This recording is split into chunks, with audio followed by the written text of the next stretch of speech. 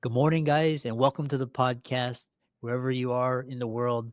I've got Harriet Bratt coming from overseas, and she is actually going to talk to us about if you've a lot of the audience are thought leaders and public speakers, but she is talking about public speaking on another level, impacting people. Think about TED or TEDx. So I'm really happy to have her on to pick her brain to go to the next level from public speaking to impact, and really happy to have her on. So Harriet, welcome. It's an absolute pleasure to be here, and thank you for having me. Hey to you and your listeners. Yeah, we're really excited. And so just briefly share your origin story and we will dive into the conversation. Sure. And just before I jump into the origin story, I'll just share that, as has been said, I'm Harriet. I'm an international speaker, trainer, and firewalk guide. So I work with thought leaders, mentors, leaders, coaches, as I truly believe it is one thing to speak and another to impact. So, how do we step fully into our power and create effective, engaging, but most importantly, impactful presentations? So, it's a real pleasure to be here. My origin story to becoming a speaker was actually born out of network marketing. I don't know if you've ever been in network marketing, Christopher, or any of your audience, but I was in a place where I became very unhappy and very desperate in a job. And I was one of those people, as Tony Robbins said, that just burned the bridges, left the job, and jumped into network marketing because I just had a desire to be doing anything but what I was doing then. I'm sure many people can relate to feeling stressed out at work, feeling undervalued, working an insane amount of hours, and really missing out on your life, connecting with your friends and families, enjoying your time, etc., etc. Everyone will say that in different ways. So I had this desperation and I found network marketing. But within network marketing, I found personal development and I found speaking. And I started listening to these incredible speakers and these amazing teachers. And I just became absolutely obsessed. And funny enough, it was listening to Les Brown's story. Do you know Les Brown? Yeah, most people in this world, of course, have heard of him. But if you haven't, he was one of the top motivational, still is, but for a long time was the top motivational speaker. And I was listening to his story. I was just watching a YouTube video, listening to his story about how he had been sat in the audience listening to Zig Ziglar.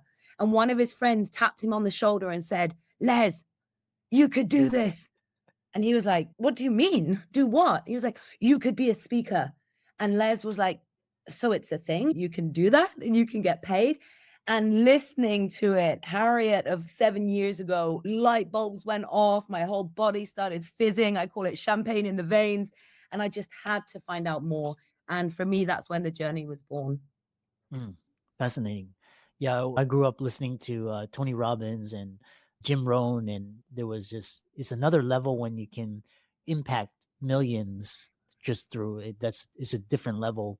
And so we will dive into the questions. First question that I have for you is when you talk about, because you talk about a lot of public speaking is sharing your origin story, but there's this thing, the hero's journey, where it's like a disability or it could be a setback or some catastrophic that just fuels you. And for you, it was ADHD. So how did that catapult you and put that drive and fuel to help others and impact people?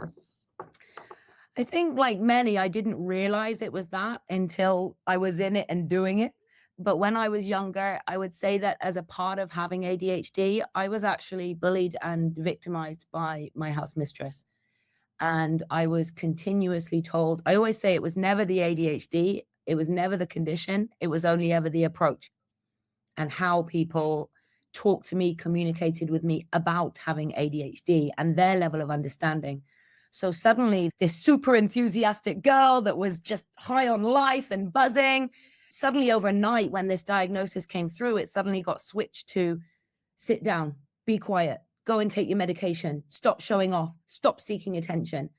And then when I moved into a boarding school, my house mistress at the time, I just started to share that a moment ago, really bullied and victimized me to the point where after a year, I ended up in solitary confinement. She placed me there for 2 weeks. I was sat as at 11 years old in a white box room, no books, no TV. Of course, in that day, no mobile phones or social media or anything like that. Mm, And I was left there for 2 weeks because apparently I was wrong and I was too much. And I'm sure there were many other reasons behind that, but that's where I found myself ending up. mm, And I'm sure that many people can relate to this, and maybe they didn't experience being bullied or victimized, but I'm sure many people can relate to feeling lost, alone, self-doubt, constantly questioning myself. And of course, that bred a narrative in my mind. And so even by the age of 30, I was always questioning myself. I was always second guessing. I'd have a conversation and then I'd go and replay it over and over again in my mind. I was scared to speak up. I was scared to share what I really thought in case anyone judged it or commented on it. My sort of Harriet moments, I like to say AD, Harriet D, my little Harriet moments, I was suppressing the entire time. And therefore, I wasn't truly living a happy and fulfilled life, right? If we're not showing up as our authentic self, if we're not living in our core and we're always trying to be something for everybody else, we're never going to find that true happiness. So really, for me, that journey started when I clicked. As I said, I found the personal development world. I went on my own journey of understanding my behavior, understanding the thought patterns I had, understanding how that was influencing both my behavior and my results and the life that I was living. And I said, enough is enough. So I went on my own healing journey. And then, of course, I think like many people, the same thing you're doing with this amazing podcast, shout out to you. I just found, oh my goodness, if people could just have a little piece of this, if people could feel that same way. So I just made it my duty to share with as many people as I possibly could. And then the part of speaker training came in when anyone that knows me knows I am obsessed with events, whether I am there as a student, a participant, a team member, the host, the speaker, whatever it might be. If we're running our own events, I just love being in that environment. Of course, the more I was in that environment, the more speakers I started to see. And I suddenly saw this correlation, and I'm sure you've seen this too. How many times have you been in an event, particularly a multi-speaker event, and there are speakers that light up the room, captivate the audience, and make impact? And then there are speakers that the audience start getting their phones out, tapping away. And even if they're not on their phone, they're distracted in their mind. Oh, I didn't send that email. What am I going to have for dinner tonight? They're not they're not engaged. And I realized it had nothing to do with the content. These people had amazing wisdom, information, beneficial value that they could share with the audiences, but they just weren't delivering it in an engaging way. And it's one thing to have the words come out of your mouth. It's another thing for them to land in the hearts of your audience. So that's where the passion for training speakers was born from as well. mm.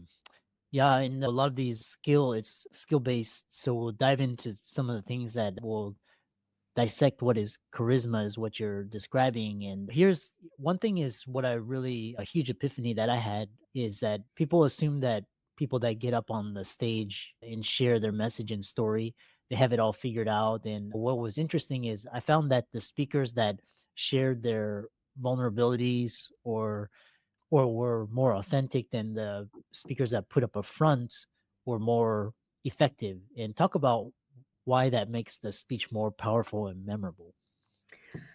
I believe it just comes down to our basic human connection, and beautiful question.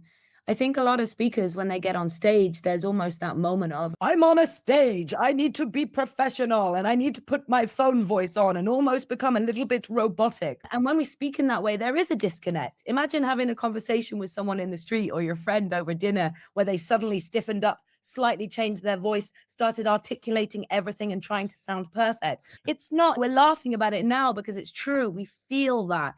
And even if we're not consciously aware of it, when we're listening to speakers that do that, we just switch off a little bit. We're not as naturally engaged. And you mentioned about having an origin story. I really believe that every speaker should. And at the same time, I believe that you should have a fresh story or a different, relevant story, maybe a few, every time you speak, because that's what keeps it fresh. The origin story is what you become known for. It might be what you become booked for. It gives your audience a sense of familiarity when they hear it and they know you, right? I could tell you Les Brown's story. And when he starts sharing it, I'm not bored of it. I'm saying it along with him. But at the same time, I love it when he then brings in a fresh story, a new story, something that's happened in his life just 1 week ago. His latest challenge. You spoke about the hero's journey earlier. What's his latest challenge? He overcame cancer. So, how can we share from where we are right now? And when you're speaking, yes, of course, there's ways to amplify what you would do in your day to day life. But actually, the more that you can take to the stage in a conversational, everyday manner, the easier it is for your audience to feel like, oh, it's just another human being and we're connecting. We're open here. We can have this space together. And even if it's not necessarily a back and forth conversation, although I always encourage engagement, even if it's not necessarily a back and forth conversation, it's a back and forth exchange of energy. So even if you're speaking and they're nodding, they're taking notes, they raise their hand, they give a thumbs up, they get up and stretch with you, they do the exercises. It's an interactive experience. So the more we show up as ourself, our authentic self on the day, because that will vary as well, right? We're not always at the best of the best state, but we can show up and learn ways to deliver even if we're not in our best state that day. So show up as you would in your everyday life, but amplify what you do from a stage. Mm. Yeah, I love that. How you're talking about connecting emotionally. And when we, a lot of, they said that the number one fear people have is getting up on stage and talking. So, what mindset do great public speakers have? And I love this idea where you don't have to be perfect. You just go up there and you're sharing and exchanging energy. What mindsets help great public speakers? I would say, and I have to say this quote now, you started with that little moment, but progression over perfection, right? Progression over perfection. The mindset that the great speakers have is the ability to feel the fear and speak up anyway, right? Every single absolutely outstanding, immensely impactful speaker that you see started from step one. And I can promise you that probably every single one of them felt that immense fear. We feel it at varying levels, but they felt that fear. So the mindset was, I'm going to feel the fear and I'm going to speak anyway. I'm going to take the action. It's going to be a little bit messy at times. I'm going to make mistakes. I will be mortified looking back on my first speech 10 years later, right? But it's all part of the journey. And it's exactly the same with any skill. Let's think about driving, simply because that's very relatable, right? How many of you drive? Yes? Think about when you first started driving, the first time you got in that car, especially the first time you went down the motorway. Like panic, right? Your heart's beating, mirrors, gear stick, right? You're trying to do all of it and it feels overwhelming. But you keep practicing, you keep showing up and taking the lessons, you keep getting in the car and going to drive, learning to drive, improving the skill of driving. And I'm willing to bet that there's many people here now that get somewhere and you arrive and you shut your engine off and you think, oh, I didn't even remember that journey. Like, I've just arrived. Yes, because now it's in your muscle memory. And I do hope you pay attention when you're driving, but you get my point. It's exactly the same with speaking. So the mindset is, and of course, there's tools that can help you with that mindset. But the mindset is, don't fake it. Don't pretend it's not going to be there. Don't try and overcome the fear. Feel the fear, but speak up anyway. Come out of your head and into your heart. When we're in fear, we're up here thinking about ourselves. What could go wrong? What if I make a mistake? What if they ask me a question I don't know the answer for? And with love to every single one of you, that is all about you. You're thinking me. But when you come from your head to your heart, head to heart, and you focus on your audience, how can I help? Why is what I've got to say important? How can I bring value? What is the benefit in this audience listening to me right now? How can I serve them? Now you're in heart, you're in service, you're in contribution. And when we step into that state, it's much easier to feel the fear and step up on that stage anyway, because you're focused on service, not about what could happen for you. Mm. Yeah, I love that. Getting outside of your head. There's the other question because we're a business entrepreneurship podcast. And how can someone use public speaking to grow their business and increase their income? Could you repeat that one more time? How can they?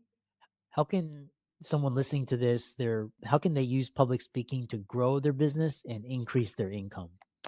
Brilliant. I'll elaborate, but a very simple answer.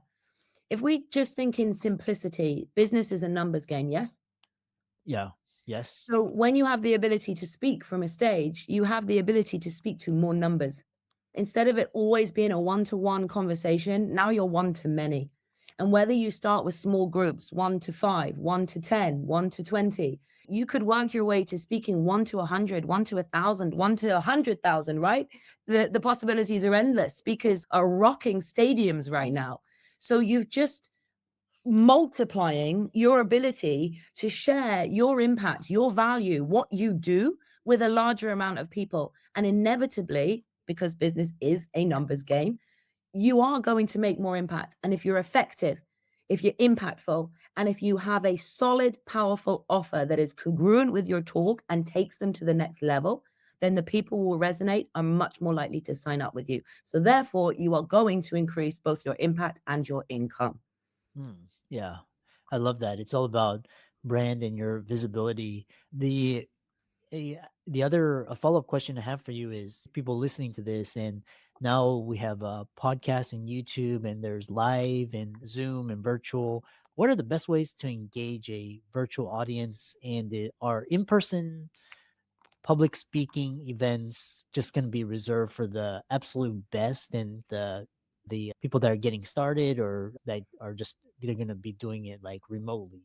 I believe there's space for everybody to still speak in different environments. Now, of course, if you're looking at earning a big income and if you're looking for big audiences, then more often than not, you're going to need to have an established name, an established brand. You are more likely to be an experienced speaker.